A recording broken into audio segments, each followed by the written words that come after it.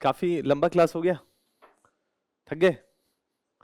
बस थोड़ा सा और है, हार्डली 35-40 मिनट लेंगे आप लोगों का। और मैं आप लोगों के साथ ऐसे डिस्कशन करना था भूगोल और पर्यावरण पे, लेकिन समय उतना है नहीं। तो एक ही टॉपिक पे डिस्कस करते हैं, ज्योग्राफी पे, ठीक है? कभी समय मिलेगा तो पर्यावरण के सेक्शन पे भी विस्तार से चर्चा करेंगे। अब आप लोगों का फोकस क्या है? 2025, 2025 या 2026? 2026, ठीक है। अधिकतर बच्चों का 2026, ठीक। 27, ठीक है, मतलब 2026 और उसके ऑनवर्ड से। इसका मतलब है कि प्रिपरेशन के शुरुआती दौर में है जनरली आप लोग, है ना? तो कुछ अनुभव साझा करते हैं आपके साथ। अनुभव ये है कि 2012 के बाद जो आप करंट एग्जाम दे रहे हैं ना, उसका पैटर्न चेंज हुआ था 2012 में, 2012 के बाद। क्लियर है? तो आज जो आप पेपर लिखते हैं या पेपर देते हैं ना, जीएस और सी सेट का, ये 2012 के बाद शुरू हुआ था। उससे पहले ऑप्शनल सब्जेक्ट हुआ करते थे, ऑप्शनल प्लस जीएस के पेपर हुआ करते थे, ठीक है? तो अगर हम 2012 से लेकर के 2024 की यात्रा को देखें, जो करंट दौर में जिस पैटर्न पे आप परीक्षा दे रहे हैं, उसको जब हम देखते हैं और खास करके जब भूगोल पे फोकस करते हैं और पर्यावरण को साथ में लेकर के चलते हैं, तो एक बात जो समझ में आती है वो ये कि जीएस में, जनरल स्टडीज में जो 100 सवाल पूछे जा रहे हैं ना, जो 100 सवाल आपके सामने हैं, हर तीसरा सवाल भूगोल और पर्यावरण का होगा। हर तीसरा सवाल, यानी कि लगभग लगभग 32 से 33 क्वेश्चन प्रति साल कंसिस्टेंटली 2012 के बाद भूगोल और पर्यावरण से है। तो आप भूगोल को चाहें, पर्यावरण को चाहें या ना चाहें, हर तीसरे सवाल के रूप में आपके सामने वो प्रकट होगा वहां पर। क्लियर है? क्योंकि 32 से 33% वजन इस सेक्शन को लगातार कंसिस्टेंटली यूपीएससी दे रहा है। क्लियर हो गया? तो अब जरा सोचिए कि इस एग्जामिनेशन में सफल होना है तो 33% वजन केवल 2 पेपर को है, ज्योग्राफी और एनवायरमेंट। तो अपने आप में महत्वपूर्ण है या कि नहीं? इमेजिन करें कि अगर ज्योग्राफी और पर्यावरण आपका एक स्ट्रॉन्ग हिस्सा बन जाए, मजबूत हिस्सा बन जाए, और हर साल जैसे यूपीएससी 32 से 33 सवाल पूछ रहा है, मान लेते हैं 30 सवाल ही पूछ रहा है, और 30 सवाल में से ना करते अगर आपको 5 ना आए और 25 आ जाए, तो जरा सोचिए कि बाकी 70 सवालों में से सिर्फ 25 क्वेश्चन करने हैं। क्लियर है? बाकी 70 सवालों में से 25 करना है, और अगर भूगोल और पर्यावरण में थोड़ा सा अगर हाथ तंग रहा तो 70 क्वेश्चन में से 50 क्वेश्चन सही करना होगा। क्लियर है? तो प्रारंभिक परीक्षा बहुत ही आसान है, थोड़ी सी रणनीति अगर सही से बनाए ना तो बड़े आराम से क्लियर कर सकते हैं। तो अभी आपके पास काफी समय है। तो एक कुछ बात क्लियर हुई ज्योग्राफी और पर्यावरण के संदर्भ में कि इसका वजन क्या है प्रारंभिक परीक्षा के पॉइंट ऑफ व्यू से। क्लियर है? अब इस पर थोड़ी चर्चा आपके साथ करेंगे और विस्तार से, लेकिन थोड़ा और बात रखते हैं आपके सामने। अभी अगर ज्योग्राफी और पर्यावरण के सेक्शन को हम देखते हैं मुख्य परीक्षा के पॉइंट ऑफ व्यू से, है ना, मुख्य परीक्षा के पॉइंट ऑफ व्यू से देखते हैं, तो जो जनरल स्टडीज में कितने पेपर हैं? 4 पेपर हैं, पेपर 1, 2, 3 एंड 4। पेपर 1 में भूगोल कवर्ड है और पेपर 3 में पर्यावरण कवर है। क्लियर है? यानी कि पर्यावरण के जो सवाल है मुख्यतः कहाँ पूछे जा रहे हैं? पेपर 3 में, जो मैडम अभी चर्चा कर रही थी ना, इकोनॉमिक्स वाला। तो इकोनॉमिक्स, आपदा प्रबंधन, एनवायरमेंट, साइंस एंड टेक्नोलॉजी, है ना, फूड प्रोसेसिंग इंडस्ट्रीज, हाँ, है ना, ये सारे सेक्शंस कहाँ कवर्ड है? पेपर 3।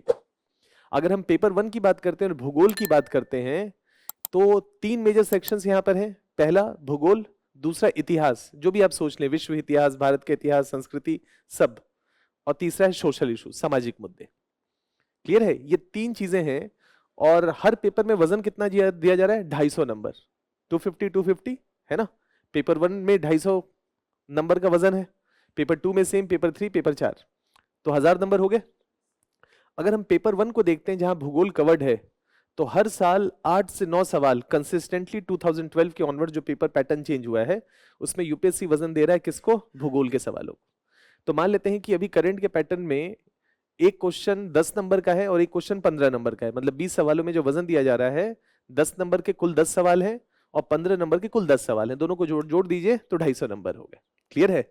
अगर 8 सवाल पूछा जा रहा है, सपोज करते हैं, तो 4 सवाल मान लेते हैं छोटे और 4 सवाल बड़े औसतन, तो 15 चौके 60, 15 इंटू 4, 100 नंबर के आसपास। इसका मतलब है कि 250 नंबर में से 100 नंबर का वजन लगभग लगभग भूगोल को दिया जा रहा है। कभी ऐसा नहीं है कि 100 नंबर ही, कभी 85 नंबर भी है, कभी 115 नंबर भी है, लेकिन औसतन देखा जाए तो 100 नंबर के आसपास का वजन 2012 के बाद इस सेक्शन को दिया जा रहा है। तो जस्ट इमेजिन करें, अगर पेपर 1 में बेहतर करना है तो भूगोल की जरूरत पड़ेगी। क्लियर है?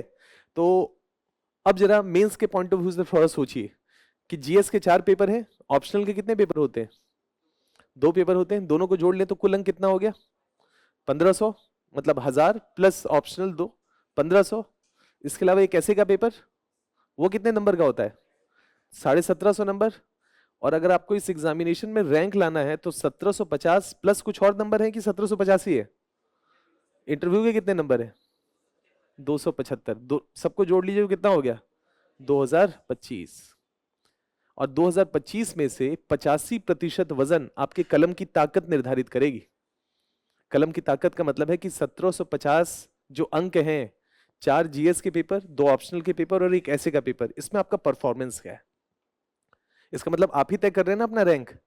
जितना बेहतर तरीके से अपने आप को प्रकट करेंगे, व्यक्त करेंगे, बेहतर तरीके से अपनी बात को रखेंगे, है ना। कुल मिलाकर के एग्जामिनर को कहानी ही तो सुनाना है, भूगोल का कहानी, इतिहास का कहानी, सामाजिक मुद्दों की कहानी नहीं। अंतरराष्ट्रीय संबंध में ट्रंप आ गया तो उसकी कहानी है कि नहीं, अगर पूछा तो। कि ट्रम्प अगर आ गए हैं या ट्रम्प जो करंट में यूएस की गवर्नमेंट है क्या भारत के लिए बेहतर है नहीं है, आलोचनात्मक परीक्षण करें। तो पिछले कार्यकाल के आधार पर कहा जा सकता है कि बेहतर हो सकते हैं नहीं हो सकते हैं, क्या चुनौतियां हो सकती है। कलम की ताकत निर्धारित करेगी आपका। सिर्फ 15% वजन इंटरव्यू का है, 275 नंबर, बाकी 1750 नंबर किसके हैं, लिखने लिखने के हैं। तो जरा सोच के देखिए इस एग्जामिनेशन का बेस क्या है, फाउंडेशन क्या है, आपका आंसर राइटिंग स्किल। नहीं, जितना बेहतर तरीके से आंसर राइटिंग पे काम करेंगे उतना बेहतर। अब सवाल यह है कि आंसर राइटिंग जब हम करते हैं, लिखते हैं, कोई भी टॉपिक हो, पेपर 1 हो, पेपर 2, पेपर 3, पेपर 4, तो क्या बहुआयामी दृष्टिकोण से समझ होनी चाहिए। क्या भूगोल का पॉइंट भूगोल में, कि मैं प्रण लेता हूं कि भूगोल के पॉइंट को भूगोल में इस्तेमाल करूंगा, कहीं और नहीं करूंगा, ऐसा होना चाहिए कि भूगोल का पॉइंट जहां इस्तेमाल हो जाए वहां सब करें। पेपर 2 में हो जाए पेपर 3, पेपर 2 में कर दें, पेपर 3 में हो जाए पेपर 3 में कर दें। सेम सिचुएशन बाकी सब्जेक्ट्स के लिए करें। नहीं, जैसे सपोज एक छोटा सा एग्जांपल देते हैं, छोटा सा एग्जांपल आपके सामने, कि भारत की जलवायु विविध है ना। नहीं, कहीं पर गर्मी पड़ रही है, कहीं सूखा पड़ रहा है, कहीं ठंड पड़ रहा है, कहीं खूब बारिश हो रही है। नहीं, कहीं पर अपेक्षाकृत कम बारिश हो रही है, कहीं पर तो जैसलमेर और बाड़मेर ही बन गया है ना, अपेक्षाकृत अत्यंत शुष्क मरुस्थलीय क्षेत्र बन गया। देश के अलग अलग क्षेत्र है ना, तो अलग अलग क्षेत्र की संस्कृति वहां की जलवायु से तय होगी कि नहीं होगी। नहीं, कल्चर का मतलब क्या है, कल्चर का मतलब है आपकी भाषा, कल्चर का मतलब क्या है आपका पहनावा। नहीं, कल्चर का मतलब है आपके रीति रिवाज, आपकी कृषि से जुड़ी हुई गतिविधियां और उसके साथ जुड़े हुए आपके जो भी लोक संगीत लोक नृत्य हैं वो सब जुड़े हुए। तो आपका भूगोल आपकी संस्कृति को तय कर रहा है। नहीं, जरा फॉर एग्जांपल छोटी सी बात आपके सामने रखते हैं। अगर आप पूर्वांचल से आते हैं, eastern part of Uttar Pradesh से आते हैं, है ना, तो वहां देखेंगे मूलतः जो पहनावा है वो धोती है।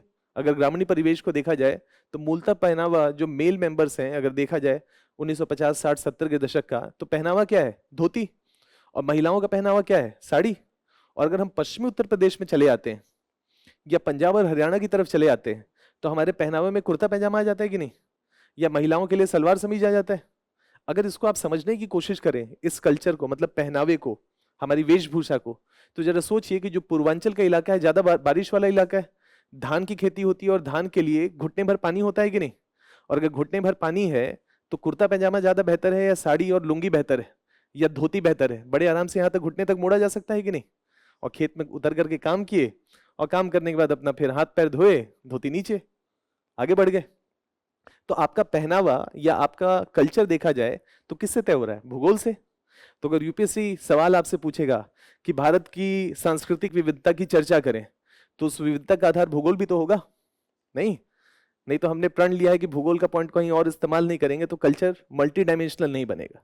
नहीं, तो कहने का ये मतलब है कि आपकी कलम की ताकत इस बात पे निर्भर करेगी, जो अभी तक आप लोगों ने 3-4 टॉपिक्स डिस्कस किए, हर टॉपिक पे पकड़ कितनी मजबूत है, कितनी अच्छी समझ है।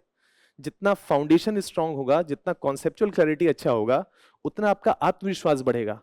आत्मविश्वास बढ़ेगा जब आप सवाल को देखेंगे तो आप सोचेंगे कि यार इस सवाल में तो मैं आईआर का भी पॉइंट डाल सकता हूँ, इकोनॉमी का भी पॉइंट इंक्लूड कर सकता हूँ, कल्चर के भी पॉइंट को डाला जा सकता है कि नहीं। इथिकल इश्यूज से भी चर्चा की जा सकती है, सामाजिक मुद्दों के आयामों को भी इसमें इंक्लूड किया जा सकता है। समझ रहे हैं।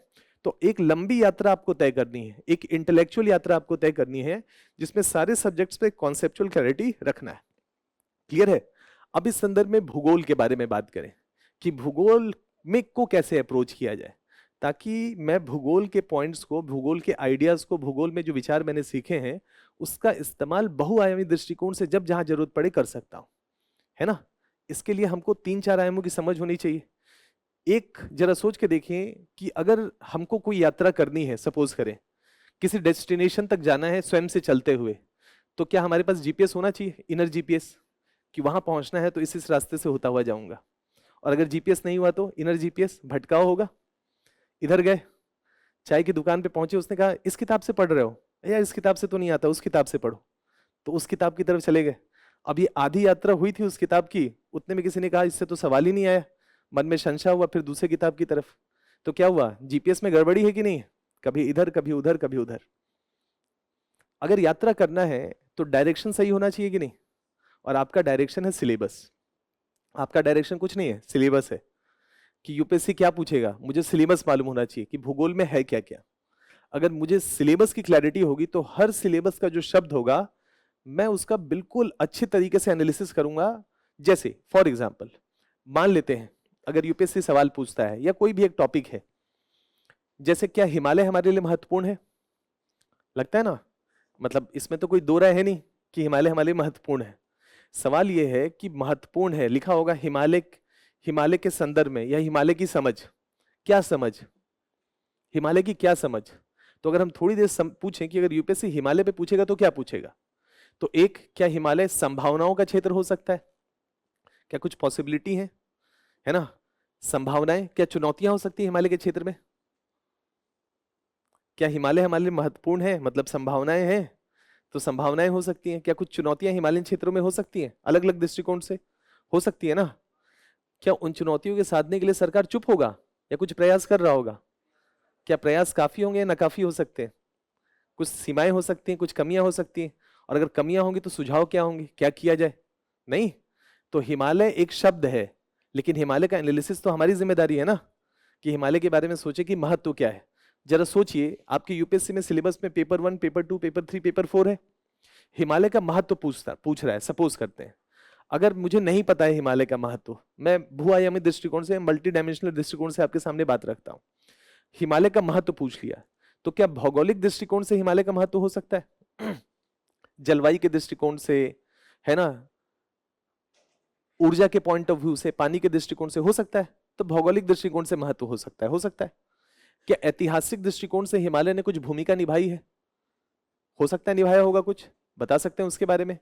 क्या सामाजिक आयामों के पॉइंट ऑफ व्यू से आप बात को रख सकते हैं, या कल्चरल दृष्टिकोण से बात रख सकते हैं?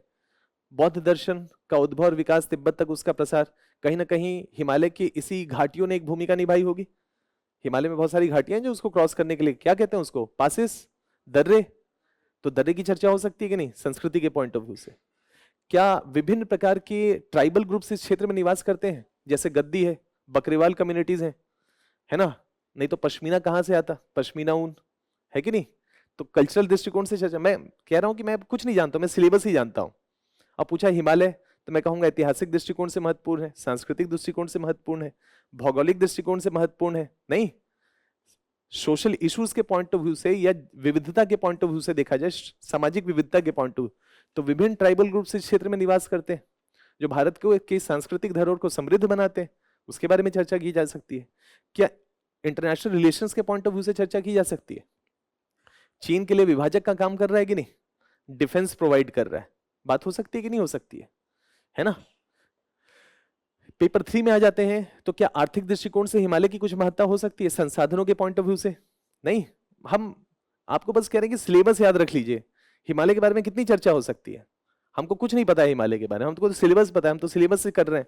इकोनॉमिक्स दृष्टिकोण से चर्चा हो सकती है। क्या पर्यावरणीय दृष्टिकोण से हिमालय महत्वपूर्ण है, जैव विविधता के पॉइंट ऑफ व्यू से, नेशनल पार्क के पॉइंट ऑफ व्यू से, बायोस्फीयर रिजर्व के पॉइंट ऑफ व्यू से, फूलों की घाटी, कितना सारा कुछ है यहाँ पर, दचिंगम नेशनल पार्क, बहुत सारी चीजें यहाँ पर बात करने के लिए। नहीं, इथिकल पॉइंट ऑफ व्यू से क्या हिमालय महत्वपूर्ण है? क्या हमारी जिम्मेदारी है, हमारा दायित्व है हिमालय को बचाना, पर्यावरण के प्रति हमारी कुछ जिम्मेदारी? नहीं, हिमालय के महत्व की चर्चा करें। कुछ नहीं पता था, यूपीएससी का पेपर 1, पेपर 2, पेपर 3 और पेपर 4 पता था, उसका सिलेबस पता था, जितना सिलेबस था सब लिख दिया वहां पर, कुछ कुछ उदाहरणों के साथ। इससे अच्छा आंसर हो सकता है? आप सोचिए। मतलब मैं आपको बताना चाहता हूं, जीपीएस जो आपका दिशा निर्धारित कर रहा है, डायरेक्शन आपको दे रहा है, क्या है, सिलेबस। अच्छे से बारीकी से हर चीज कर लीजिए। अब जैसे भूगोल है, अभी तो हमने भूगोल बोला ना, लेकिन भूगोल के अंदर बहुत सारे आयाम हो सकते हैं कि नहीं? जैसे भूगोल के अंदर क्या हो सकता है, भू आकृति हो सकता है, हिमालय, शिवालिक, मध्य और उच्च हिमालय, है ना। जलवायु का मतलब भी तो भूगोल होता है, तो जलवायु के दृष्टिकोण से नहीं चर्चा किया जा सकता है। संसाधन भी तो भूगोल होता है, तो संसाधन के दृष्टिकोण से भी बात हो सकती है। पानी का मतलब भी भूगोल होता है, तो पानी के दृष्टिकोण से भी चर्चा की जा सकती है। नहीं, तो अगर आपको भूगोल का सिलेबस ही अच्छे से मालूम है, तो ही हिमालय के भौगोलिक आयामों के बारे में कम से कम 4 से 5 पॉइंट लिख देंगे।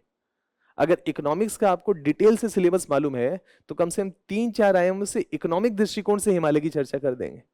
पॉइंट खत्म नहीं होंगे, पन्ना खत्म हो जाएगा, इतना कंटेंट आपके पास होगा अगर सिलेबस अच्छा होगा।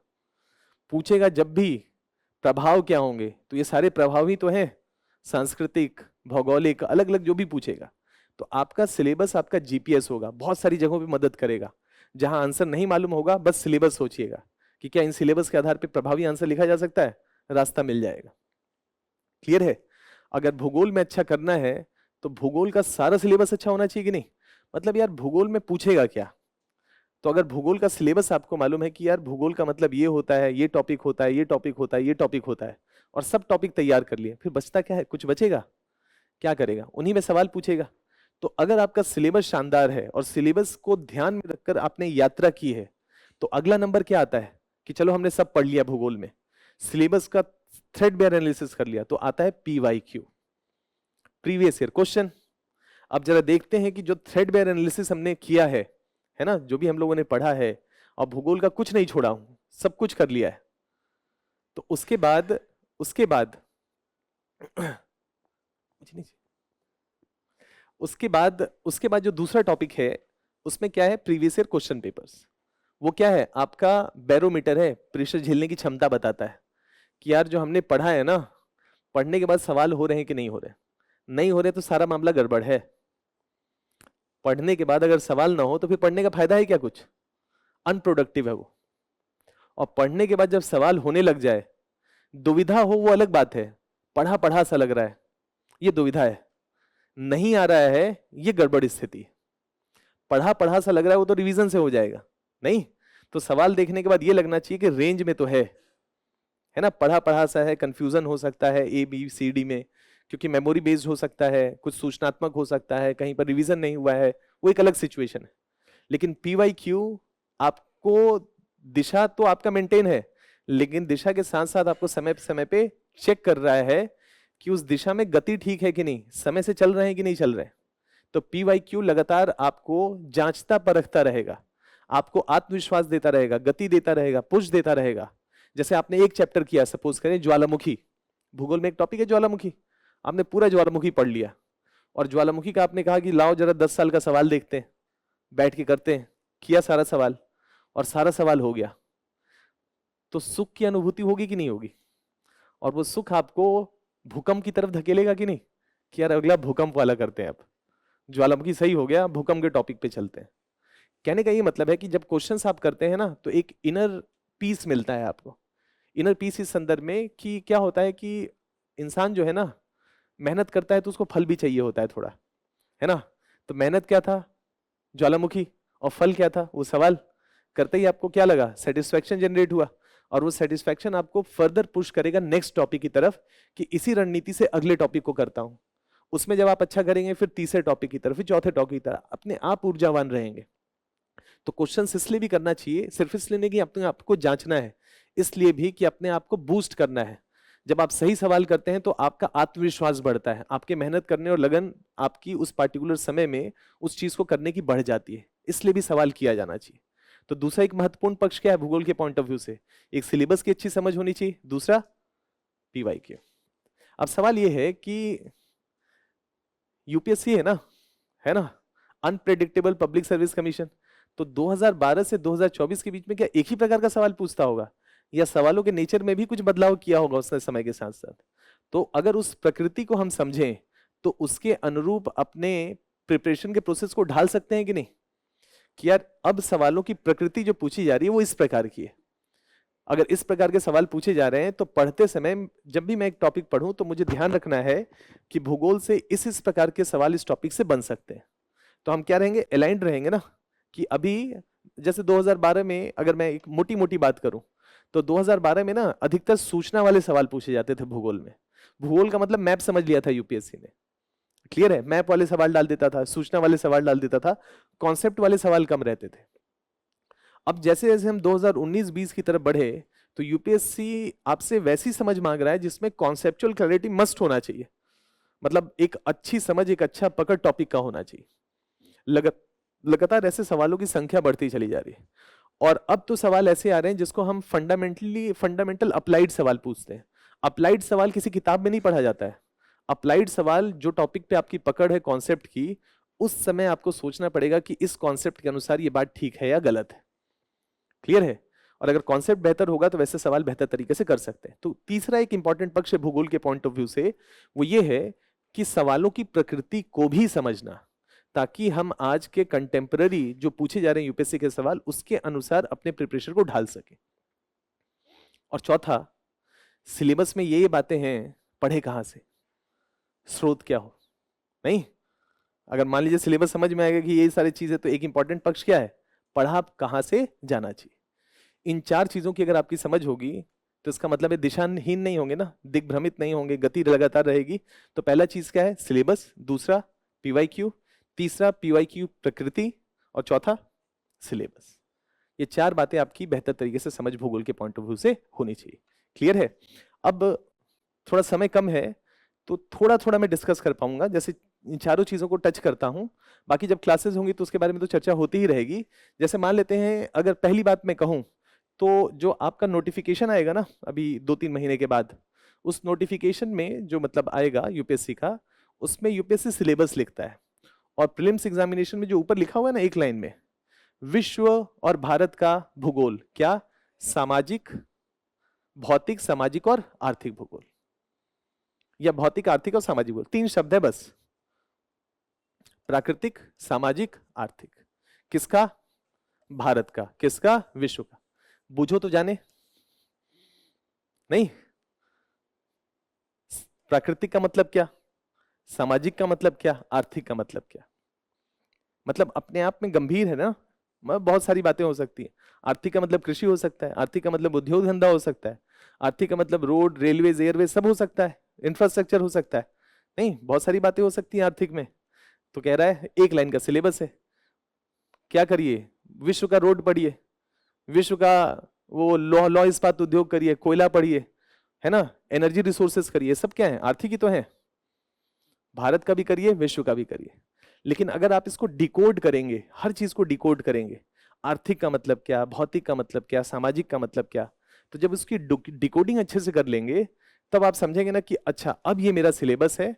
अब भौतिक का मतलब ये है कि, भौतिक का मतलब है कि मुझे पृथ्वी का जो सतह है, भू आकृति है, उसको भी पढ़ना है, पर्वत, पठार, मैदान, ये तो करना ही है मुझे। इस पे जो नदियां बह रही हैं, झीलें हैं, वो सब मुझे करना है। लेकिन साथ ही साथ जो वायुमंडल है उसका भी अध्ययन करना है। जो महासागर है, पृथ्वी का 71% हिस्सा, उसकी भी समझ होनी चाहिए। तो भौतिक भूगोल का मतलब क्या, भू आकृति, पृथ्वी की भू आकृति अलग अलग क्यों है, क्यों हिमालय जहां पर है हिमालय वहीं है, कहीं और क्यों नहीं है, है ना। नहीं, रॉकीज, एंडीज, दुनिया की जो पर्वत श्रृंखलाएं वहीं क्यों है, दुनिया में जापान में ही सबसे ज्यादा ज्वालामुखी क्यों फूटता है, फिलीपींस में ही क्यों फूटता है कि नहीं। बहुत सारे ऐसे सवाल है कि हमारी जो भू आकृति है, ज्वालामुखी है, भूकंप है, पर्वत है, द्वीपों की श्रृंखला है। इंडोनेशिया सबसे बड़े द्वीपों का समूह है, हजारों हजार द्वीप एक श्रृंखला में बने हुए। कैरिबियन द्वीप समूह हजारों हजार द्वीपों की श्रृंखला है, वहीं क्यों है, कहीं और क्यों नहीं है। वहीं इतने सारे द्वीप कैसे बन गए, पहले भी थे, आज भी हैं और बन रहे हैं लगातार, वहीं क्यों बन रहे हैं, क्या प्रक्रियाएं चल रही हैं, ये यूपीएससी जानना चाहेगा। भू आकृति को कौन कौन सी ऊर्जा स्रोत कर रही है, उसको प्रोवाइड कर रही है, कैसे वो बन रहा है। तो भू आकृति के बारे में एक समझ होनी चाहिए। दूसरा, जलवायु। जलवायु बहुत ही वृहद टॉपिक है, बहुत बड़ा टॉपिक है ना। जैसे जलवायु के पॉइंट ऑफ व्यू से, ठंडी आ गया, है ना, देखिए दिन भर कैसा है, पॉल्यूशन, सूरज भी ठीक से नहीं निकला है ना। पढ़ रहे होंगे ना न्यूज़पेपर में, GRAP, graded response action plan, है ना, कि स्कूल कॉलेज सब बंद करो। स्कूल तो बंद ही कर दिए गए 10th तक के, 10th से पहले तक के। अब बात चल रही है कि कॉलेजेस भी बंद करते हैं। क्यों दिल्ली का प्रदूषण यहाँ पर ऐसा है, क्यों दिल्ली में प्रदूषण ज्यादा है। जैसे फॉर एग्जाम्पल, क्या मुंबई का जनसंख्या दिल्ली के बराबर है, क्या लगता है आपको, लगभग लगभग बराबर है ना, मेट्रोपॉलिटन शहर है। तो दिल्ली और मुंबई का पॉपुलेशन समान है, कोलकाता और चेन्नई का पॉपुलेशन भी समान है, लगभग ये 4 भारत के सबसे बड़े शहर है। लेकिन वायु प्रदूषण में हमेशा नाम आता है दिल्ली का, ना कोलकाता का नाम आता है, ना चेन्नई का नाम आता है, ना मुंबई का नाम आता है। कभी एक आध साल में कभी आ गया हो, लेकिन कभी भी आप इन चारों शहरों में से वायु प्रदूषण में नाम सुनेंगे तो आता है दिल्ली का ही नाम, बाकी 3 फ्री है। मुंबई प्रदूषण ना के बराबर, मतलब दिल्ली की तुलना में तो बहुत कम है। एयर क्वालिटी देखिएगा गूगल करके, है ना, अगर हम 500 को झेल रहे हो तो 100-150 पे होंगे मैक्सिमम। सेम स्थिति चेन्नई की है, सेम स्थिति कोलकाता की है। यूपीएससी पूछेगा आपसे कि चारों महानगर है भारत के, उसमें दिल्ली में ही प्रदूषण का स्तर बाकी अन्य शहरों की तुलना में ज्यादा क्यों है। भौगोलिक कारणों की चर्चा करिए, भूगोल के कारणों की, इसके पीछे कुछ भूगोल जिम्मेदार होगा। कुछ कारण होगा, मतलब आज ये विषय नहीं है हमारा, हम आपके सामने बस सवाल रख रहे हैं, है ना, एक समझ पूछा। ये किसी किताब में नहीं मिलेगा, आपको समझना पड़ेगा। भूगोल, दिल्ली कहाँ पर है, मुंबई का लोकेशन क्या है, चेन्नई का लोकेशन क्या है, कोलकाता का लोकेशन क्या है, महाद्वीपों की भूमिका क्या है, महासागरों की भूमिका क्या है, पवनों की भूमिका क्या है ना। और हमारी भूमिका तो सभी जगह समान है, चाहे चेन्नई हो, चाहे कोलकाता हो, चाहे मुंबई हो, चाहे दिल्ली। प्रदूषण फैलाने का काम हम करते हैं। तो चारों के संदर्भ में तो इक्वल हमारा रोल है। मेन रोल आ जाता है भौतिक भूगोल का, जलवायु का, भू आकृति का, पवनों का, महासागरों का। क्या रोल आता है यूपीएससी जानना चाहेगा आपसे। कहने का ये मतलब है, पॉइंट ये हम कह रहे हैं कि बहुत कुछ है समझने के लिए भौतिक भूगोल में। तो भौतिक भूगोल का एक इंपॉर्टेंट पॉइंट क्या है, जलवायु।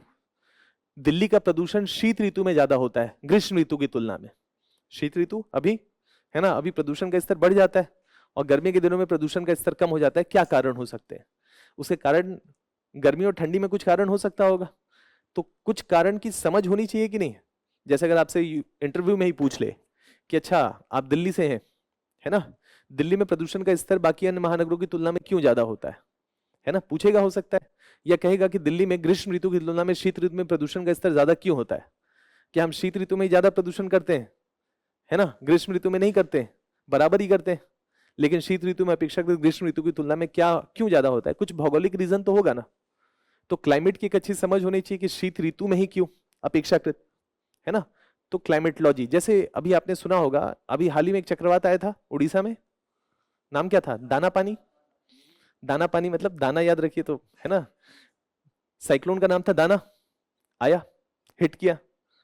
चक्रवात बनते क्यों है, पूछेगा यूपीएससी ना, नहीं पूछना चाहिए कि चक्रवात के बनने के लिए भौगोलिक दशाएं क्या चाहिए, उत्पत्ति का कारण क्या होगा, नहीं पूछेगा, पूछना चाहिए इसके प्रभाव क्या क्या हो सकते हैं।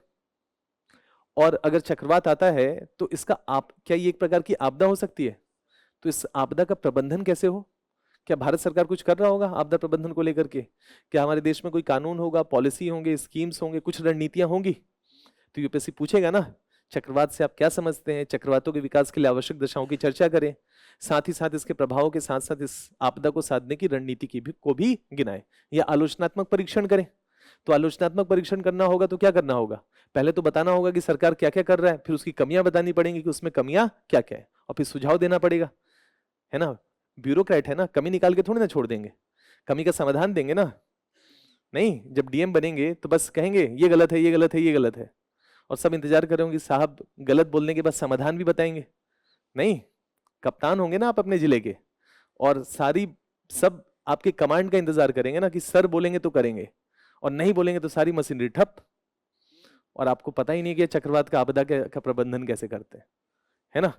तो ऐसी स्थिति में प्रबंधन बेहतर नहीं हो पाएगा ना। तो पॉइंट यही है कि बहुत सारी बातें हैं करने के लिए, जैसे भौतिक भूगोल प्राकृतिक में ही साइक्लोन एक नेचर का गतिविधि है ना, नेचुरल एक्टिविटी। तो यूपीएससी आपसे जानना चाहेगा जलवायु के दृष्टिकोण से क्या लगता है, भारत जैसी जो जलवायु है, कि भारत में ठंडी भी पड़ता है, भारत में गर्मी भी पड़ता है, क्या दुनिया में सभी जगह ऐसा ही हो रहा होगा कि सभी जगह साल के कुछ महीने ठंडे होते हैं, साल के कुछ महीने भारत जैसे गर्म होते हैं, ऐसा होता है क्या, ऐसा ही है सेम, 40 डिग्री पहुंच जाता है क्या भारत जैसा, 40-45 डिग्री गर्मी के दिनों में दुनिया के सब क्षेत्र पहुंच जाते हैं, नहीं ना। क्यों नहीं पहुंचते, कुछ कारण होगा। अगर कारण होगा और दिल्ली जैसी जलवायु सब जगह नहीं होगी, तो क्या विश्व में अलग अलग प्रकार के जलवायु प्रदेश होंगे। तो यूपीएससी पूछेगा कितने प्रकार के जलवायु प्रदेश, दुनिया में 11 प्रकार के जलवायु प्रदेश पाए जाते हैं, और एक पार्टिकुलर जलवायु जहां पाया जाता है, लगभग सारे महाद्वीपों पे उसी अक्षांशीय लोकेशन में वही जलवायु पाई जाती है। अगर हम कहते हैं मानसूनी जलवायु, तो जो भारत का लोकेशन है, सेम लोकेशन पे दुनिया के किसी भी महाद्वीप पे चले जाएं, वहां जलवायु होगी तो मानसूनी जलवायु होगी। यूपीएससी उसकी विशेषता पूछेगा, कौन सी खेती होती है, लोग क्या क्या आर्थिक गतिविधियां करते हैं, जलवायु, हम केवल जलवायु बता रहे हैं, मतलब जलवायु के दृष्टिकोण से। विश्व में 11 प्रकार के जलवायु प्रदेश, किसी एक जलवायु प्रदेश के बारे में कहेगा, जैसे भूमध्य सागरीय जलवायु, फॉर एग्जाम्पल भूमध्य सागर के आसपास पाए जाने वाले जलवायु भूमध्य सागरीय जलवायु कहेगा। भूमध्य सागरीय जलवायु की निम्नलिखित विशेषताएं हैं, तो उसमें 4 बातें लिखी होंगी, और एक विशेषता या 2 विशेषता हो सकता है भूमध्य सागरीय जलवायु की ना हो। तो जब तक दुनिया के 11 प्रकार के जलवायु प्रदेश का कॉन्सेप्चुअल क्लैरिटी नहीं होगा, यूपीएससी के झूठ को पकड़ेंगे तो पकड़ेंगे कैसे? क्योंकि 11 में से अगर आप सोचेंगे कि नहीं यूपीएससी झूठ नहीं बोल सकता है, मेरे साथ ऐसा नहीं कर सकता है, चारों स्टेटमेंट सही होंगे, तो ऐसा तो होगा नहीं। झूठ पे झूठ बोलता है, मतलब उसमें फॉल्स स्टेटमेंट होते हैं। तो फॉल्स स्टेटमेंट को कैसे आप निकालेंगे, एलिमिनेट कैसे करेंगे, कमांड कैसे उस पे होगा उस समय कि यार ये वाला स्टेटमेंट तो मैं एट एनी कॉस्ट स्वीकार नहीं करने जा रहा हूं। उसके लिए कॉन्सेप्चुअल क्लैरिटी का होना जरूरी है कि नहीं? अगर भूमध्य सागरीय जलवायु में एक दो मानसूनी जलवायु का कॉन्सेप्ट डला हुआ हो या एक दो स्टेटमेंट डले हों, तो वैसे में वो सवाल तो तभी सही हो सकता है जब भूमध्य सागरीय जलवायु का कॉन्सेप्चुअल क्लैरिटी हो। क्यों यही पाया जाता है, इसकी विशेषता में क्या क्या महत्वपूर्ण विशेषताएं हैं, और मानसूनी जलवायु की क्या विशेषता है, और मानसूनी जलवायु की विशेषता भूमध्य सागरीय तुलना में अलग होता है। जैसे भूमध्य सागरीय जलवायु में शीत ऋतु में वर्षा होती है और मानसूनी जलवायु में मुख्यतः ग्रीष्म ऋतु में वर्षा होती है। और यूपीएससी वहां लिखेगा कि मानसूनी जलवायु में मुख्यतः शीत ऋतु में वर्षा होती है, या कहेगा कि मानसूनी जलवायु की तरह ही भूमध्य सागरीय जलवायु में भी ग्रीष्म ऋतु में वर्षा होती है। तो आप मानसूनी जलवायु से आते हैं, आप कहेंगे कि हाँ ग्रीष्म ऋतु में वर्षा होती है, सही कह रहा है, लेकिन आधा स्टेटमेंट गलत था उसके आगे वाला। तो आधा ट्रैप आप कहेंगे कि ऐसा नहीं कर सकता कि आधा सही और आधा गलत, लेकिन ऐसा भी करेगा आपके साथ। क्लियर है? तो कहने का ये मतलब है कि कॉन्सेप्चुअल क्लैरिटी की आपको बहुत अच्छी तरीके से जरूरत पड़ेगी। तो सबसे पहले हमको क्या समझना पड़ेगा? भारत तथा विश्व का प्राकृतिक, सामाजिक और आर्थिक भूगोल। अब इसको हम करते क्या है, हमारा अप्रोच क्या है, वो आपको बता देते हैं। बस एक छोटा सा, हम हर क्लास शुरू करने से पहले कोई भी एक टॉपिक, जैसे आप कोई भी एक टॉपिक बोलिए, प्राकृतिक, सामाजिक, आर्थिक, भूगोल में से कोई सा भी जो आपको ठीक लगे, कोई भी एक चीज भूगोल के तहत जो पढ़ा जाता है। भू आकृति विज्ञान में कोई टॉपिक, प्रायद्वीपीय पठार तो भारत का एक हिस्सा हो गया ना। संसाधन, कौन सा संसाधन? मानव संसाधन, ज्वालामुखी। और कोई एक पार्टिकुलर टॉपिक बोलिए एग्जैक्ट, जिसपे सवाल बन सके। अगर संसाधन ही बोल रहे हैं तो कोयला बोल दीजिए, पेट्रोलियम बोल दीजिए। नहीं, कोई पार्टिकुलर संसाधन। चलिए भूकंप हो गया एक, मान लेते हैं, सपोज करिए एक टॉपिक ले लिया भूकंप, सपोज करिए, है ना। तो क्या क्लास शुरू से करने से पहले हमको क्या अपना दायरा फिक्स कर लेना चाहिए कि भूकंप में पढ़ा क्या क्या जाना चाहिए? नहीं। जैसे सपोज करें कि भूकंप का टॉपिक आज क्लास में हो रहा है, सपोज करिए, तो क्या हम पहले क्लास के शुरू में ही पहले पन्ने पे भूकंप का पूरा सिलेबस लिख ले कि यार भूकंप का मतलब क्या होता है?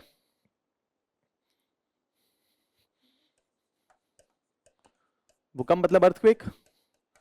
अब जरा सोचिए कि अगर अर्थक्वेक पे सवाल यूपीएससी पूछा तो सबसे पहले तो हमको सोचना पड़ेगा कि भूकंप पे क्या क्या पूछ सकता है, अर्थक्वेक कहां तक हमको पढ़ना है, कहां तक इसका सिलेबस जाता है। तो क्या भूकंप के लिए भूकंप की उत्पत्ति कहां होती है मालूम होना चाहिए।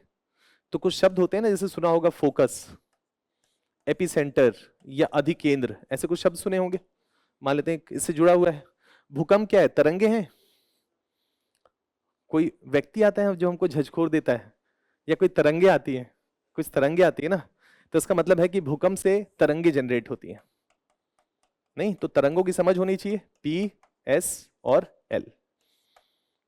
और रिलीक वेव्स भी है, मतलब ये क्या है, पी क्या है, एस क्या है, एल क्या है ना। जब भूकंप आता है तो आपदा होती है, इनमें से इन तरंगों में से कौन आपदा फैलाता है, आपदा फैलाता है तो क्यों फैलाता है कि नहीं।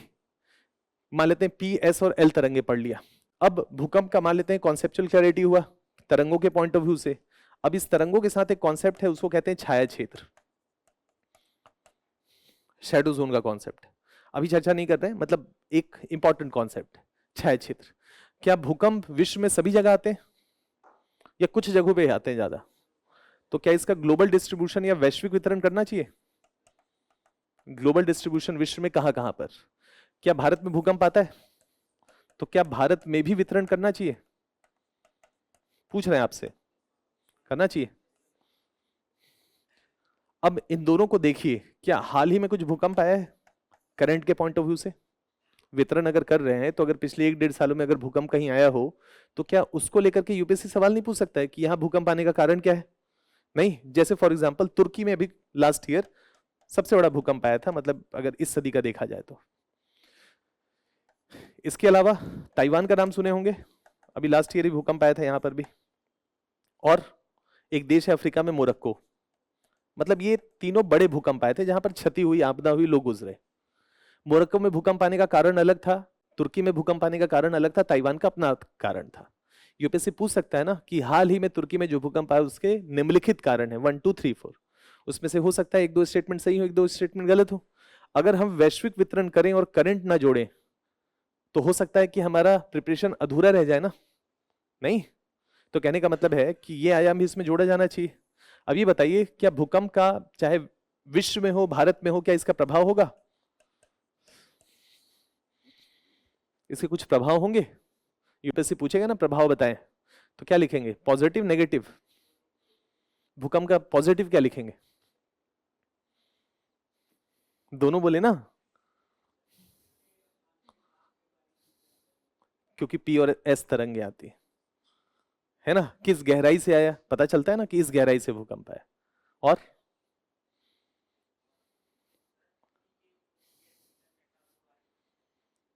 चट्टानों की जानकारी दे देता है। तो हो गया ना, पी एस और एल तरंगे हो गई। और कुछ पॉजिटिव? अच्छा, नेगेटिव? छूटते ही बोल रहे हैं ना, नेगेटिव पॉइंट ज्यादा होगा कि नहीं? तो इसका मतलब है पॉजिटिव कम होगा, नेगेटिव अपेक्षाकृत पॉजिटिव कम होगा, नेगेटिव की पॉइंट्स अपेक्षाकृत ज्यादा हो, मतलब इसके नेगेटिव प्रभाव ज्यादा हैं। नहीं, जो भी होगा बताना पड़ेगा। प्रभाव कर लिया। क्या आपने सुना है दिल्ली एनसीआर में उत्तर भारत में लगातार छोटे छोटे भूकंप आ रहे थे पिछले 1 1.5 सालों से? सुन रहे थे ना, दिल्ली में छोटे छोटे 3 4 रिक्टर स्केल पे। तो एक करंट के पॉइंट ऑफ व्यू से, भारत के पॉइंट ऑफ व्यू से, उत्तर भारत में पिछले कुछ वर्षों से लगातार भूकंपीय गतिविधियां देखी जा रही हैं। क्या कारण है? और प्रभाव तो सेम कर लेंगे। क्या इस प्रभाव को साधने के लिए कुछ समाधान हो सकता है? क्या कुछ रणनीतियां हो सकती हैं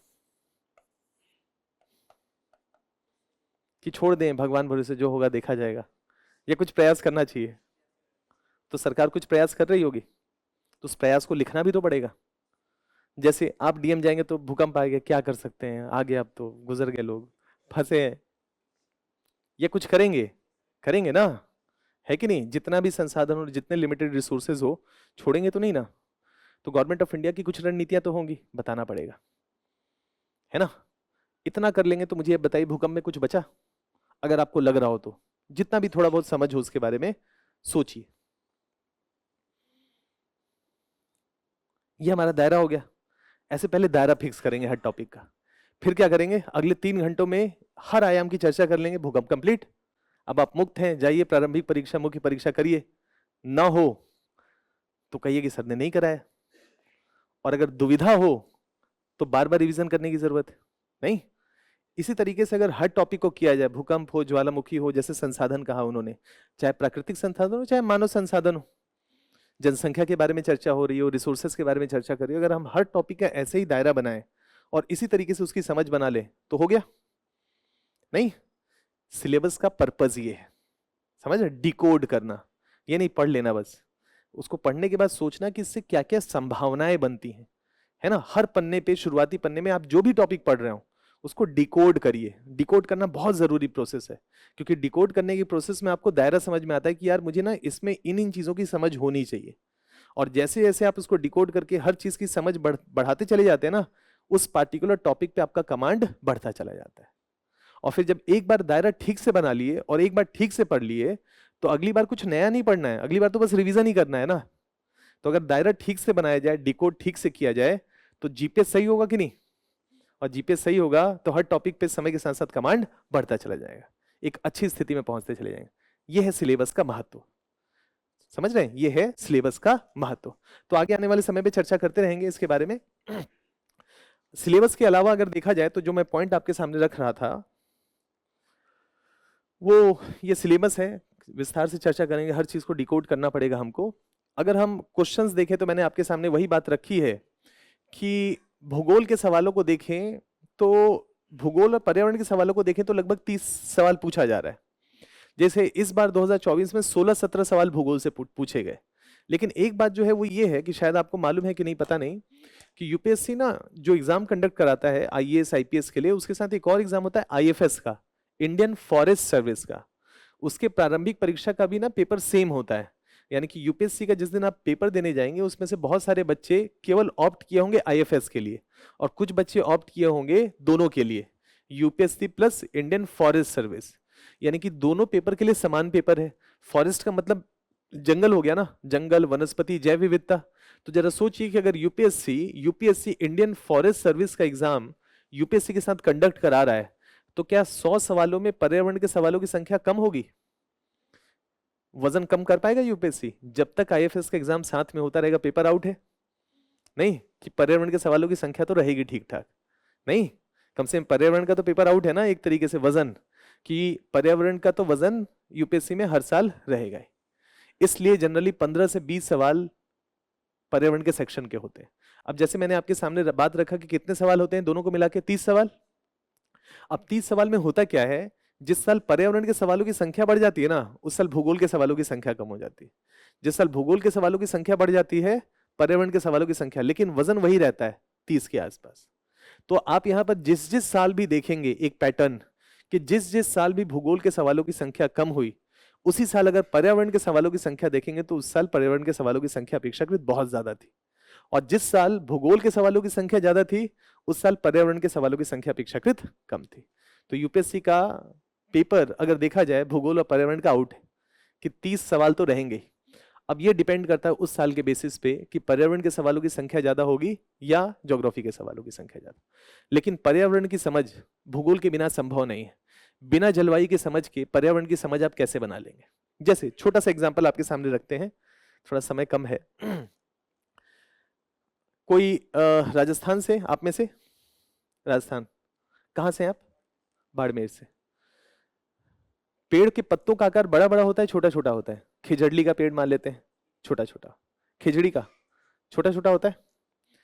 जैसे इन्होंने बात रखी कि अगर राजस्थान की तरफ जाएंगे ना तो पत्तों का आकार छोटा छोटा होता चला जाता है। अगर पूरब की तरफ बढ़ते चले जाएंगे ना, पूरब की तरफ का मतलब है कि राजस्थान से निकलिए, मध्य प्रदेश, पश्चिमी हिस्सा, पूर्वी हिस्सा, छत्तीसगढ़, उड़ीसा, तटीय इलाका, वेस्ट बंगाल, जैसे जैसे पश्चिम से पूरब की तरफ बढ़ेंगे, मतलब राजस्थान से उड़ीसा के तट या बंगाल के तट की तरफ आएंगे, पत्तों का आकार बड़ा होता चला जाएगा। पत्तों का आकार बड़ा इसलिए होता चला जाएगा क्योंकि वर्षा की मात्रा बढ़ती चली जाएगी, और वर्षा होगा तो पेड़ों को कोई टेंशन नहीं है, सूरज से कोई टेंशन नहीं, जितना आपको वाष्पीकरण करना है कर लो, मैं तो बड़ा हो जाऊंगा। सूरज, अगर पत्ते बड़े होंगे तो सूरज की रोशनी ज्यादा पड़ेगी ना, और ज्यादा रोशनी पड़ेगी तो वाष्पीकरण भी तो ज्यादा होगा।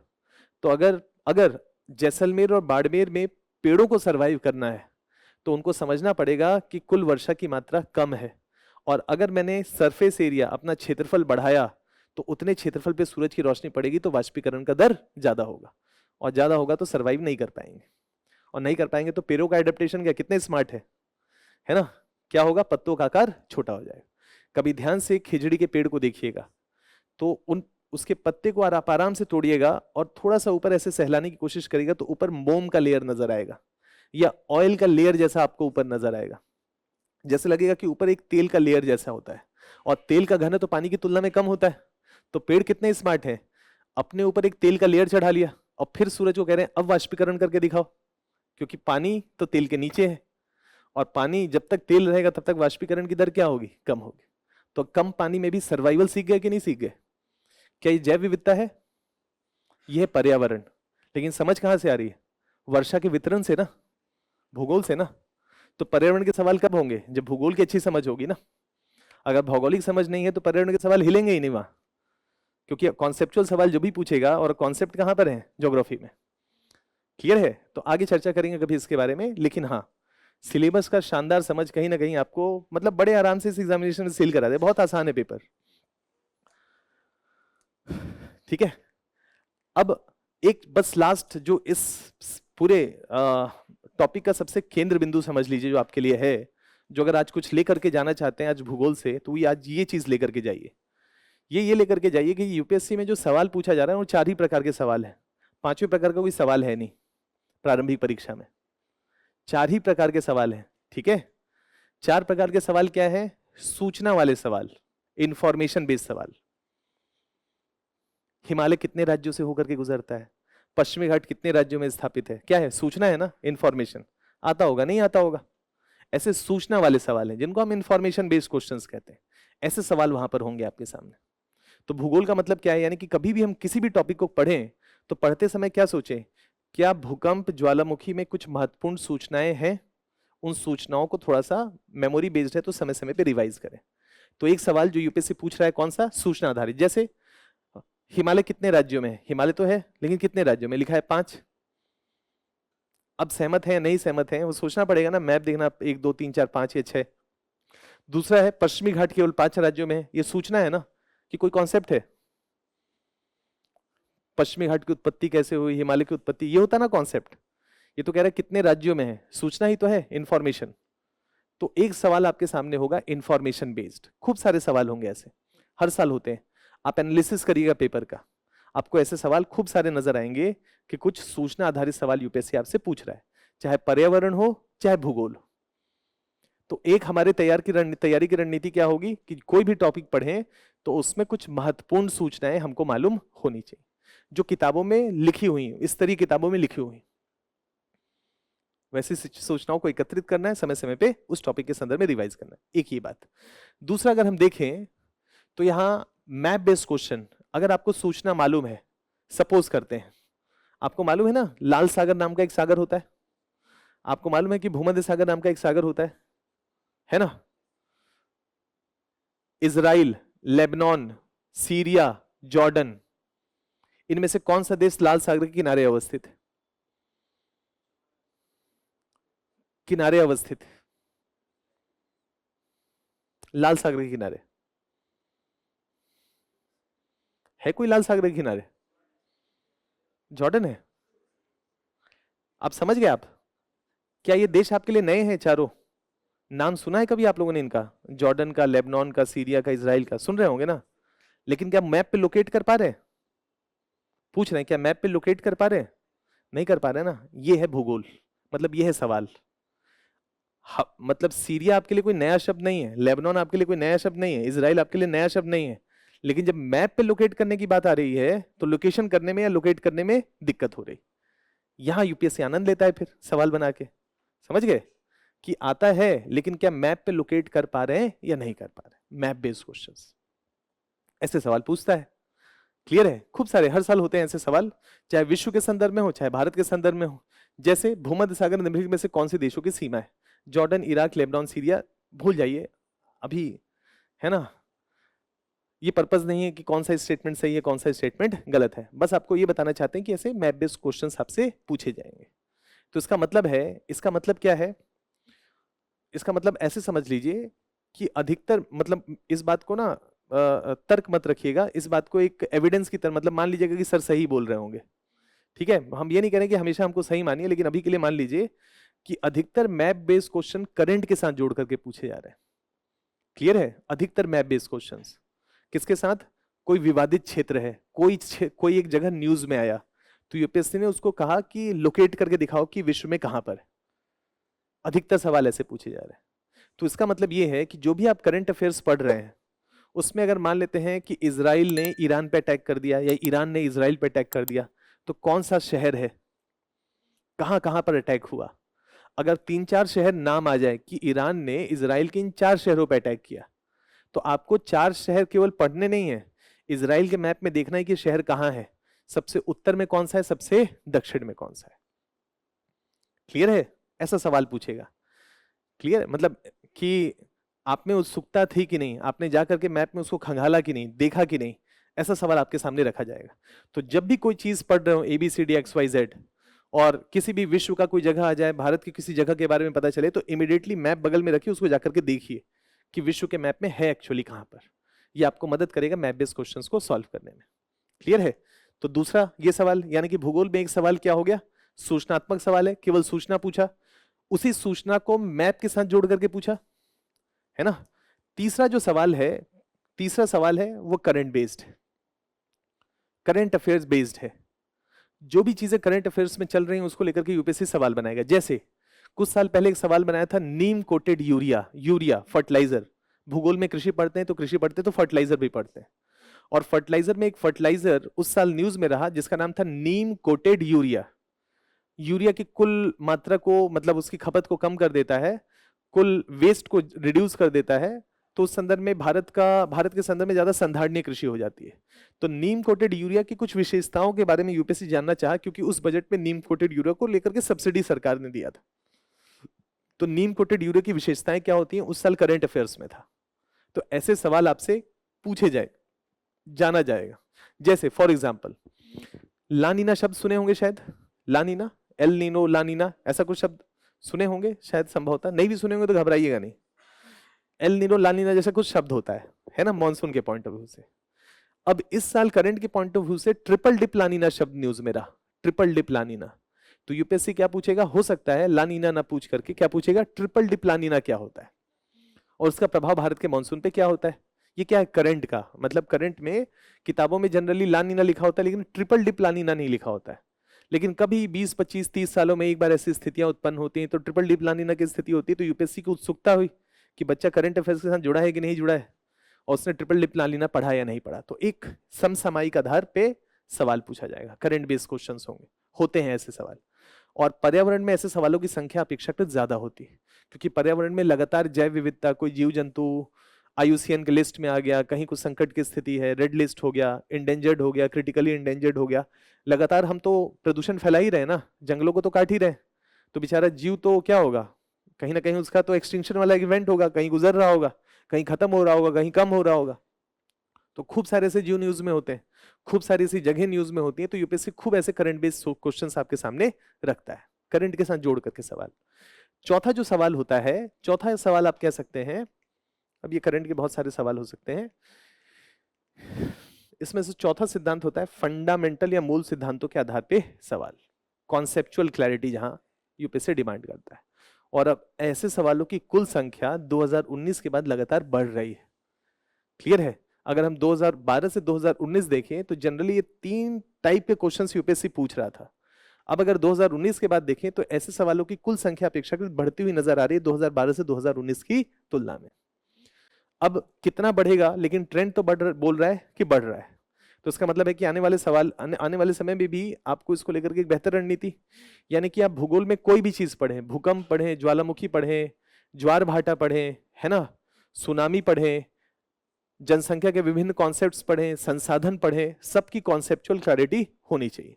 जैसे एक सवाल यूपीएससी ने पूछा यहाँ पर, है ना, घबराइएगा नहीं सवाल से, बहुत आसान सवाल है। जिस दिन कॉन्सेप्ट हो जाएगा ना उस दिन बहुत आसान हो जाएगा। भारतीय मॉनसून का पूर्वानुमान करने में कि मॉनसून अच्छा होगा खराब होगा, एक कॉन्सेप्ट है इंडियन ओशन डाइपोल। हिंद महासागर 2 ध्रुवों की तरह व्यवहार करता है, ऐसा यूपीएससी ने सवाल पूछा। ये कॉन्सेप्चुअल सवाल है। और फिर उसके 2-3 स्टेटमेंट दिए कि अगर हिंद महासागर में ये स्थितियां होंगी, ये स्थितियां होंगी, तो भारत का मॉनसून मजबूत होगा, कमजोर होगा, ये लिखा हुआ है। अब ये सूचना वाला सवाल नहीं है, ये कॉन्सेप्ट वाला सवाल है कि अगर आपको मालूम है कि हिंद महासागर के पूरब में ये होगा, पश्चिम में ये होगा, तो भारत का मॉनसून ऐसा होगा। अगर कॉन्सेप्ट क्लियर है तो ये सवाल हो जाएगा, कॉन्सेप्ट नहीं है तो नहीं होगा। सूचना नहीं, याद करके केवल नहीं होगा। क्लियर है। तो हर टॉपिक को पढ़ें तो क्या उसमें कुछ महत्वपूर्ण सूचनाएं हो सकती हैं। हर टॉपिक को पढ़ें तो क्या अगर उसमें कुछ जगहों के नाम है तो क्या उसको मैप में लोकेट करना सीखना चाहिए। क्या उस टॉपिक के बारे में पढ़ें तो सोचें कि क्या हाल फिलहाल में इस टॉपिक से रिलेटेड कुछ करंट के इवेंट्स हुए हैं अंतर्राष्ट्रीय स्तर पर या राष्ट्रीय स्तर पर, क्या ऐसा सोचा जाना चाहिए। और चौथा, जो मैं टॉपिक पढ़ रहा हूं इसमें क्या क्या कॉन्सेप्ट्स इन्वॉल्व है, इसकी समझ। तो अगर आप किसी भी टॉपिक को उसमें महत्वपूर्ण सूचनाएं करंट के साथ जोड़ करके मैप में लोकेट कर लें और उसका फंडामेंटल कॉन्सेप्ट कर लें, तो मुझे बताइए 5वें प्रकार का कौन सा सवाल होगा। कोई होगा? आराम से सोचिए, कोई भी एक टॉपिक सोचिए जिसमें आपका पकड़ हो। इन चारों के अलावा कोई 5वें प्रकार का सवाल यूपीएससी पूछ सकता है क्या? आराम से सोचिए, जितना भी समझ है। ये 4 प्रकार के सवालों के अलावा किसी भी टॉपिक पे क्या 5वें प्रकार का सवाल बन सकता है? नहीं बन सकता है तो पेपर फिर आउट है कि 4 से ज्यादा प्रकार का सवाल बन ही नहीं सकता है भूगोल में। हर टॉपिक को मुझे 4 तरीके से सोचने और समझने की जरूरत है। यही तो करना है ना? नहीं, लेकिन यही करना क्या है, माउंट एवरेस्ट की चढ़ाई से भी मुश्किल कार्य है। हर टॉपिक को पहले तो रणनीति बनाना, डिकोड करना, फिर उसको अच्छे से पढ़ना, फिर हर आयाम से सोचना। लेकिन अगर ऐसा कर लें तो फुल प्रूफ होगी कि नहीं तैयारी। और ऐसा क्यों करना जरूरी है, क्योंकि शुरुआत कैसे बताए थे ना आपको, 30% वजन ज्योग्राफी प्लस एनवायरनमेंट का है। तो हर तीसरा सवाल चाहे अनचाहे, आपको अच्छा लगे ना लगे, भूगोल और पर्यावरण का आपके सामने होगा। तो अगर फुल प्रूफ तैयारी के साथ जाना है तो इन 4 आयामों से किसी भी टॉपिक को सोचिए, एक बेहतर स्थिति में होंगे, शानदार स्थिति में होंगे। क्लियर है? समझ गए? अब सवाल ये है कि इन चारों के लिए करें क्या? स्रोत क्या होना चाहिए, पढ़े कहां से? नहीं, ये भी तो एक महत्वपूर्ण पॉइंट है। अब ये सवाल छोड़ देते हैं, बहुत सारे इसमें सवाल हैं जिसको मैंने कैटेगराइज किया है कि कॉन्सेप्चुअल सवाल है, सूचना है, मैप बेस्ड है, करंट के साथ जोड़ करके हैं। तो पिछले पिछले साल का अगर एनालिसिस करेंगे तो सब आपको हर हर प्रकार के सवाल आ जाएंगे, मानचित्र आधारित, हर प्रकार के, मतलब सारे सवाल को इन्हीं 4 कैटेगरी में आप फिट कर देंगे।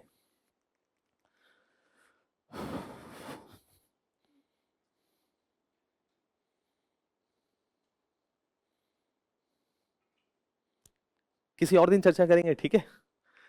मुख्य परीक्षा के बारे में किसी और दिन, मतलब मुख्य परीक्षा और भी आसान है, बहुत ही आसान है वो तो। मुख्य परीक्षा तो इतना आनंद आएगा आपको लिखने में ना, एक बार आपने सिलेबस अच्छे से समझ लिया तो आपको लगेगा कि यार कितना आसान है आंसर लिखना, है ना? एक तरह की रणनीति को पेपर 1 पेपर 2 सब जगह अप्लाई करके देखिए। चलिए, अब जैसे मैंने आपके सामने रखा कि 4 प्रकार के सवाल आपके सामने रखे जाएंगे। कौन कौन से? सूचना आधारित, मैप बेस्ड, करंट बेस्ड, और चौथा कॉन्सेप्चुअल सवाल। हर टॉपिक को इन 4 नजरियों से पढ़ा और समझा जाना चाहिए। अब पढ़े कहां से, तो इसके बारे में ऐसे समझते हैं। मान लीजिए कि मेरा नाम मृत्युंजय है और मैंने आपको कोई चीज पढ़ाया, है ना? तो यूपीएससी मेरे नोट से सवाल बनाएगा क्या? आराम से सोचिए। अंडमान निकोबार आइलैंड में एक बच्चा बैठा है, लक्षद्वीप में एक बच्चा बैठा है, अरुणाचल प्रदेश में एक बच्चा बैठा है, हो सकता है उसकी पहुंच मुझ तक ना हो? नहीं, ऐसा हो सकता है। तो क्या यूपीएससी को सारे बच्चों के साथ न्याय करना चाहिए? न्याय के भाव से सवाल बनेगा ना, कि ऐसा स्रोत लिया जाए जो कुछ बच्चों को उपलब्ध हो और बाकी बच्चों को उपलब्ध ना हो। क्या ये ठीक रहेगा? क्या ये न्याय संगत होगा? आराम से सोचिए कि ऐसा स्रोत उठाए यूपीएससी कि यार अंडमान निकोबार में किताब ही ना मिलती हो, या अरुणाचल प्रदेश में, तो अन्याय नहीं हो गया? इनजस्टिस नहीं हो गया? नहीं, आर्टिकल 21 का उल्लंघन हो गया, डिग्निफाइड लाइफ का? नहीं। तो पॉइंट ये है, इसलिए यूपीएससी जब भी सवाल बनाता है ना तो स्तरीय मटेरियल से बनाता है, स्टैंडर्ड रेफरेंसेस से।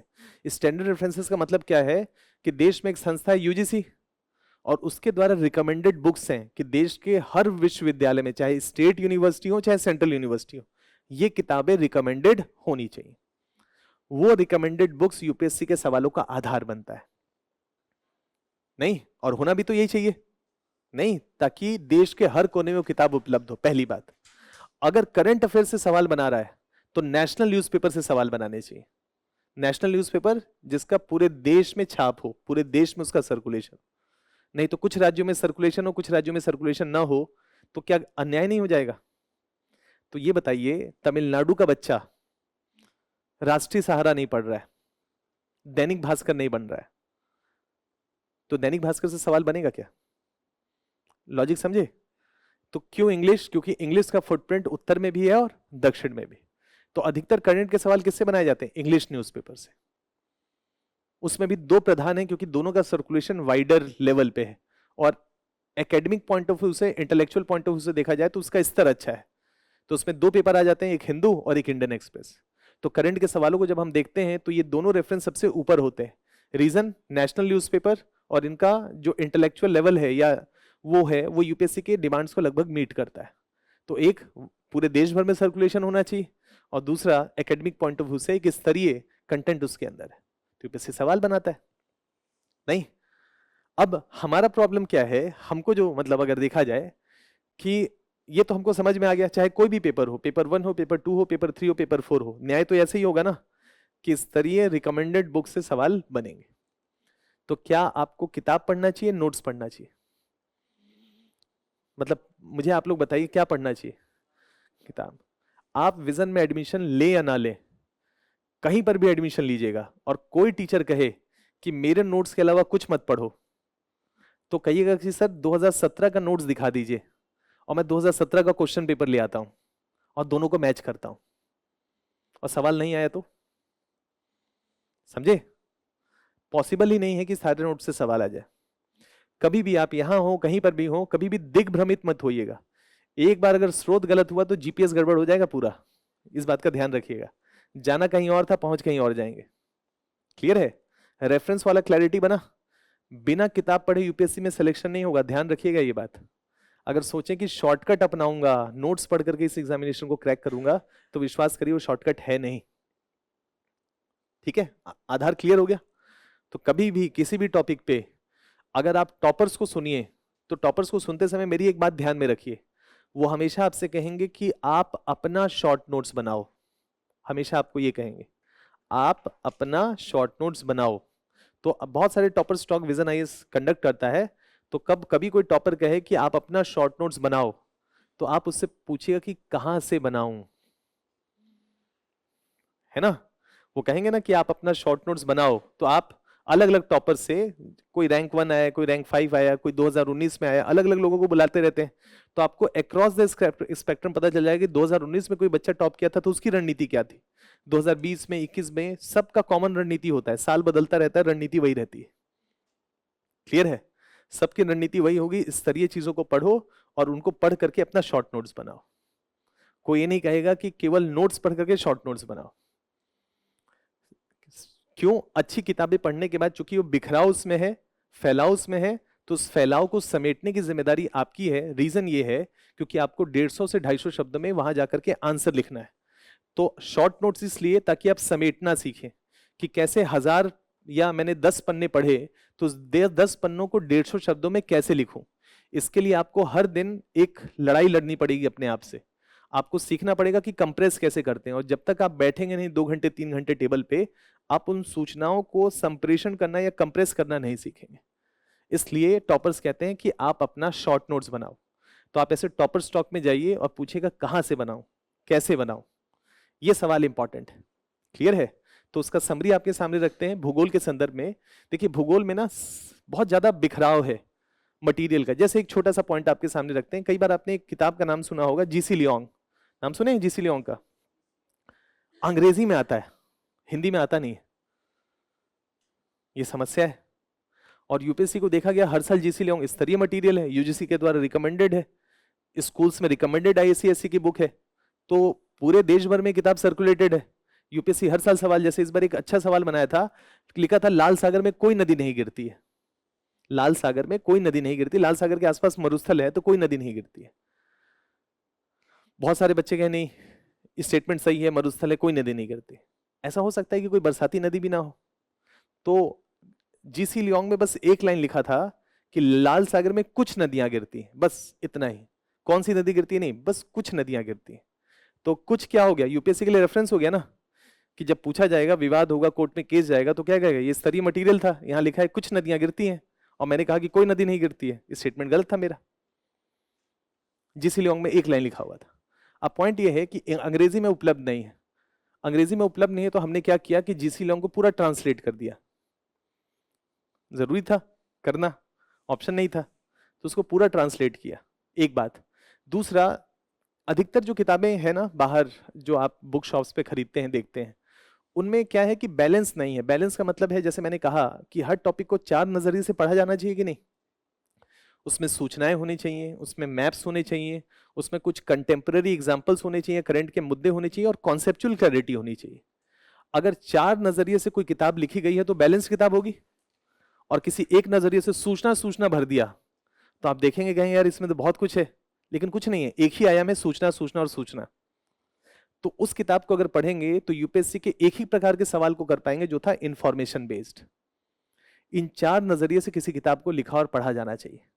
तो हमने जब देखा कि बिखराव है भूगोल में, तो हमने विजन आईएएस ने किताब ही बनाया इन्हीं स्तरीय मटेरियल को, लगभग 700 से 800 पन्ने का है, 4-5 बुकलेट्स हैं इसके, 150-200 पन्ने करके, तो लगभग 800-850 पन्ने हैं। ये जैसे बना हुआ है ना यहाँ पर, भूगोल भाग 1, 2, 3, 4, ऐसे करके 4-5 बुकलेट्स हैं।